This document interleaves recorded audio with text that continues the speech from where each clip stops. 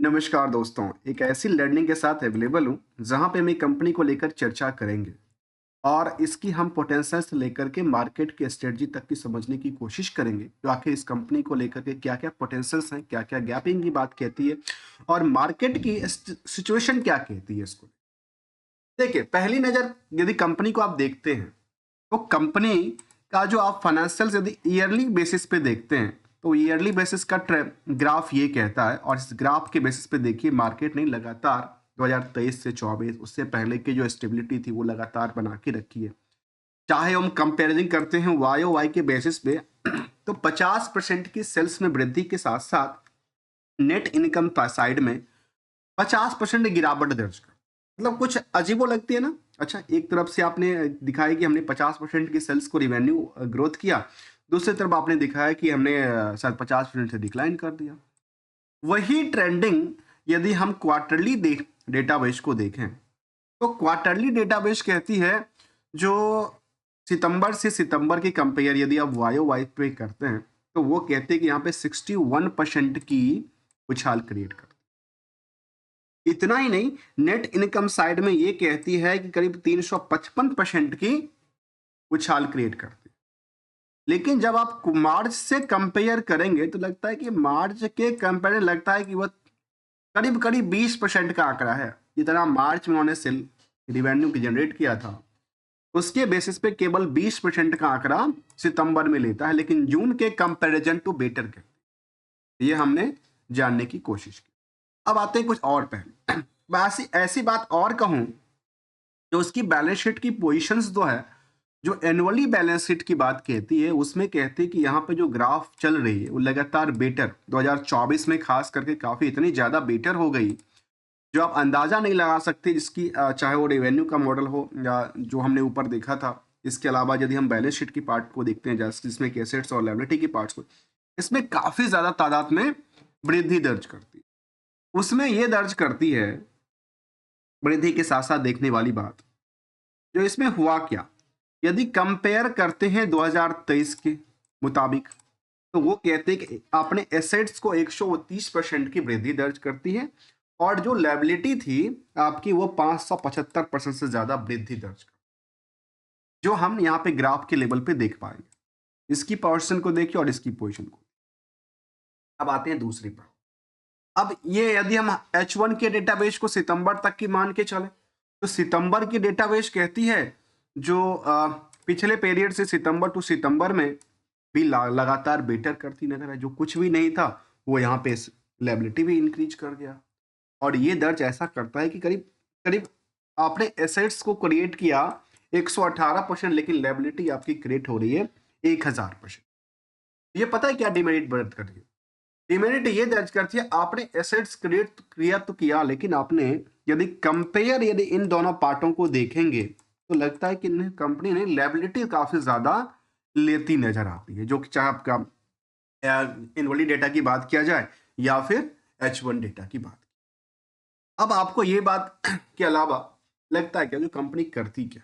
देखिए, company consultancy और solution पे कंपनी कामकाज करती है, जिसमें कहती है डेवलपमेंट इन द प्रोजेक्ट जो मैथोलॉजीज हैं उसको लेकर के, चाहे बिजनेस एंगेजमेंट की बात किया जाए, डिजिटल ट्रांसफॉर्मेशन को लेकर कंपनी का कारोबार रहा। इसमें सर्विसेज की बात किया जाए तो अकाउंटिंग ऑपरेशन सर्विस देती है। जो कंपनी खुद ही अकाउंटिंग सर्विस देती है उनकी बैलेंस शीट की हमने वो पोजीशन देखा था, उनकी जो ट्रेंडिंग जो फंडामेंटल था उसको हमने देखा था, जिसमें रिवेन्यू सोर्स को देखा था।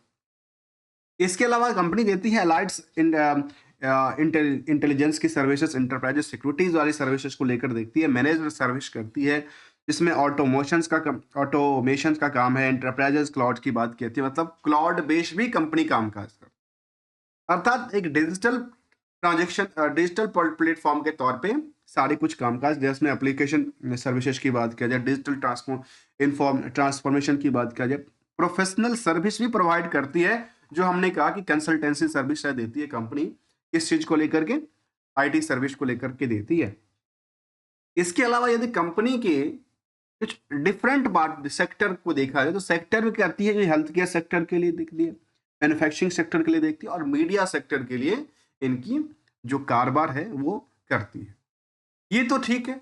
अब जैसे ही हमने क्लाइंट की लिस्ट की बात करेंगे, आखिर जो कंपनी है कामकाज करती है उनके पास क्लाइंट कौन सी है, तो क्लाइंट के बेस में कहते हैं कि इनके पास रेकुटेंट से लेकर के, और चाहे वो डेल ईमेक्स की बात किया जाए या प्रोडेंशियल्स की बात किया जाए, आईएनजी की बात किया जाए, एसेंचर की बात किया जाए, इन सभी बड़ी बड़ी क्लाइंट की इन्होंने जिक्र किया, जिसमें कि खास करके आप देखेंगे स्टैंडर्ड रजिस्ट्रार की बात करती है, एसेंचर की बात कहती है, जिस जीटीएसएस की बात कहती है। इनको लेकर के क्या लगता है कि कंपनी का कारोबार काफी बेटर करता जा रहा है।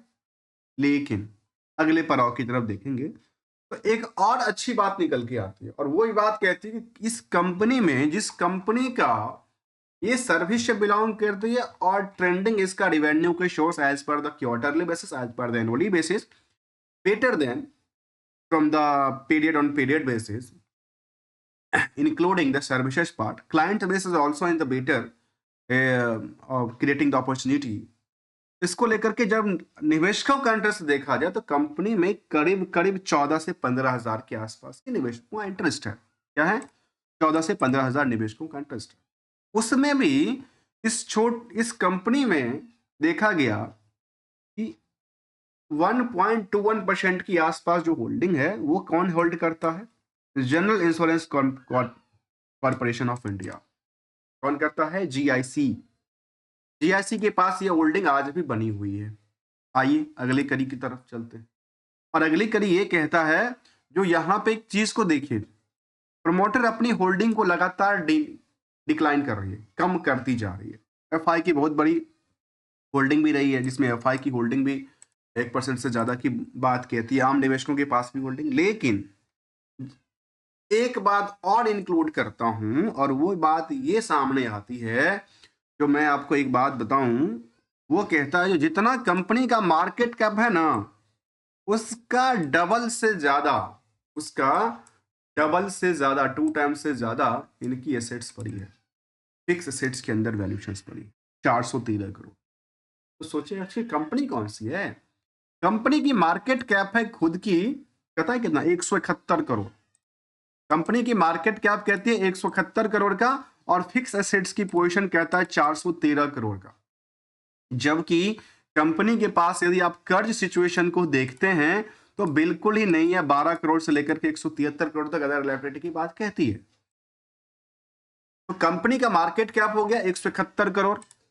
स्टॉक की प्राइस की बात करें तो केवल 65 रुपए के स्टॉक रही है। लेकिन जैसे ही आप इन पार्टों को देखते हैं ना, तो लगता है अच्छा इसमें बड़ी क्या हुआ, जो कंपनी की सब कुछ ट्रेंडिंग वेव कहती है, और यहाँ पे 204 रुपए के बजाय मार्केट में गिरावट करते करते 57 रुपए तक हो जाती है, अर्थात फिलहाल 65 रुपए के चल। क्या लगता है कि यहाँ पे कोई अपॉर्चुनिटी क्रिएट कर रही है, या लगातार इसका जो डाउन साइड का ट्रेंडिंग है वही बिकता जा रहा है?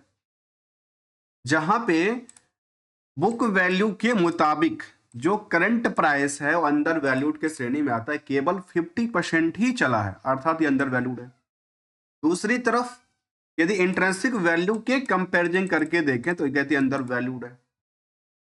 कंपैरिजन टू द इंडस्ट्रियल के पी के अकॉर्डिंग देखें तो ये भी कहता है कि यहाँ पे निवेशकों का इंटरेस्ट काफी कम कहता है from the earning per share. 4.36 रुपए की पर शेयर अर्निंग करता है, और मार्केट में इसका पी केवल 17 टाइम्स के हिसाब से चलती है, जो कि आप 65 रुपए। तो देखिए अंडर वैल्यूड के श्रेणी में था स्टॉक, और साथ में इंट्रिंसिक वैल्यू से भी कंपेयर करके देखा तो वो भी अंडर वैल्यूड है। नंबर ऑफ शेयर की बात किया जाए तो 2,62,00,000 नंबर ऑफ शेयर इस कंपनी।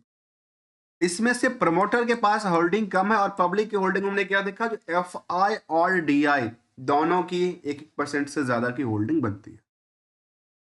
आरओई आरओसी बिल्कुल ही नहीं कहती है कंपनी, लेकिन की बात किया जाए तो वो ये कहती है, इसके बेस पे करंट रेशियो और डेट्स को लेकर के हमने देखा कर्ज लगातार पे आउट कर रही थी कंपनी। तो दूसरा क्या एंगल कहती है, क्या कंपनी पोटेंशियल क्रिएट कर पा रही है कि नहीं कर पा रही? देखिए एक हमने स्पेशल नंबर लेके आए इस कंपनी को लेकर के, वो कहता है क्या कंपनी, मैं कहता हूं ना, कंपनी जो भी कामकाज करती हो, कंपनी जो भी कामकाज करती हो, जो हमने जैसे कि हमने देखा एक बड़ी बड़ी क्लाइंट की बात कहती है, बड़ी नंबर की बात कहती, ट्रेंडिंग की बात कहती, लगातार देखिए एनुअली 2024 की बात किया जाए, क्वार्टरली बेसिस में अप डाउन की सिचुएशन क्रिएट रही है। बैलेंस शीट इनकी पोजीशन स्ट्रॉन्ग की बात कहती है। सर्विसेज में अकाउंटिंग सर्विस से लेकर के डिजिटल ट्रांसफॉर्मेशन तक की सर्विस प्रोवाइड करती है। क्लाइंट के बेस में एसेंचर से लेकर के चाहे वो जीटीएसएल की बात किया जाए या फिर जो फॉरेन कंट्री के कुछ क्लाइंट्स इनके पास देखने को मिलती है उसका जिक्र किया जाए, इनसे लेकर के और मार्केट की जो निवेशकों का इंटरेस्ट भी जाना हमने, और जो क्या है, जो फिक्स एसेट्स की पोजीशन है वो आज भी काफी बेटर है from the comparison to the इनकी मार्केट कैप्स। तो इन सब के पीछे क्या वजह, इनके पीछे पीछे देखिए एक ही वजह था, पूरे ओवरऑल कंपनी ने बिजनेस में 6% की कमाई को सेव करती है, इसको हम कहते हैं प्रॉफिट। अब इस 6% की प्रॉफिट को कमाने के पीछे कंपनी ने जो कामकाज किया है वो कहती है सेल्स वर्स, यदि हम सेल्स को आउटस्टैंडिंग से कंपेयर करेंगे तो 35% का, इसमें भी रिस्क फैक्टर क्या कहती है, रिस्क फैक्टर फ्री कहती है। लेकिन इसमें सवाल है कि नंबर ऑफ डे का आंकड़ा क्या कहता है और इसका ट्रेंडिंग क्या कहता है, साथ में आउटस्टैंडिंग वर्सेस नेट प्रॉफिट को देखें तो यहाँ पे थोड़ा सा बहुत चिंता की बात हो जाती है कि आपने पैसे कितने प्रॉफिट बुक किया, अपने प्रॉफिट बुक किया 1 रुपए का, आपने प्रॉफिट बुक किया 1 रुपए का, बच 100 रुपए मान लेते हैं एग्जांपल के तौर पे, आपने प्रॉफिट बुक किया 100 रुपए का, बट आपके पास मार्केट की उधार पड़ी पैसा कितना था, 516 रुपए। अर्थात आपके हाथ में मिला क्या, अभी तक तो कुछ मिला नहीं, क्योंकि ये आपकी परसेंटेज क्या थी, रिस्क फैक्टर पे थी। लेकिन सेल्स के अकॉर्डिंगली ये केवल 35% की आंकड़ा दर्ज करती है, तो ये इनकी कुछ पोटेंशियल, कुछ गैपिंग की बात कहती है। आइए इसको जरा हम और आगे बढ़ाते हैं और समझने की कोशिश करते हैं स्किनर और बाकी वेबसाइट्स के थ्रू क्या कहना चाहती है इसको लेकर के।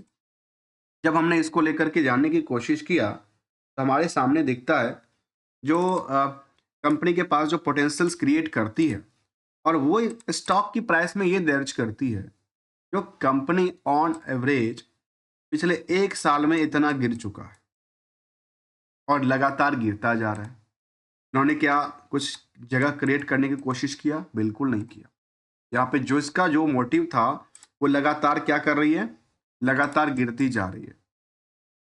इसके अलावा आप इनको देखेंगे तो वो दर्ज करती है क्या कंपनी में जो रिस्क था वो केवल 97 डेज के लिए रिस्क की बात कहती है, जो पहले भी 95 डेज का था रिस्क।